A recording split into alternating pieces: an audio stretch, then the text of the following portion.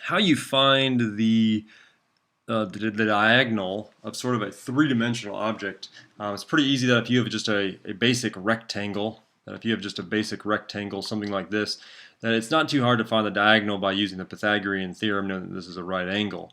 But when you turn this into sort of a three-dimensional object, and you would have to find the diagonal, say like AD, how do you actually find that length? Well, that's kind of an interesting question. I just saw it come up in the storage shed problem, so I just wanted to kind of talk to you about this. It says the figure represents a rectangular storage shed and its dimensions are given in feet. Can you fit a 18-foot 6-inch pipe in the shed? Well, that's kind of an interesting question. I guess we have to kind of ignore the idea that, you can't probably fit it through the door. Maybe you could drop it in through here. Maybe the back door is just a giant door. So we're just going to try to figure this out.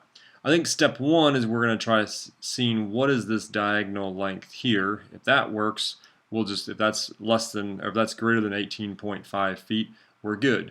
We could also try this diagonal length right here, BD, and if that's greater than 18.5 feet, we're good.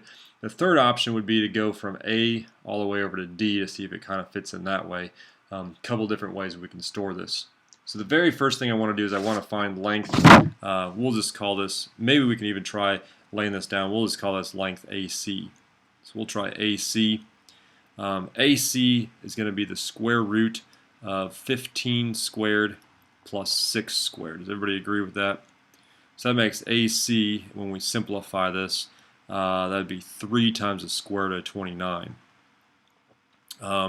3 times the square root of 29, much less than 18.5, so we got to keep going. Let's find the length, let's now find length AD. What happens is, if you can picture this, there's now another sort of a giant diagonal rectangle kind of fitting itself in here. Let me see if I can pick another color. Maybe we can make this look a little bit better. So if you can imagine sort of a rectangle being drawn diagonally from the very top, sort of a plane from this side, and then also going across like so over to C, and we're looking at this giant rectangle right here. Okay, that rectangle, we're actually going to try to find the diagonal of that rectangle, assuming this is a right angle.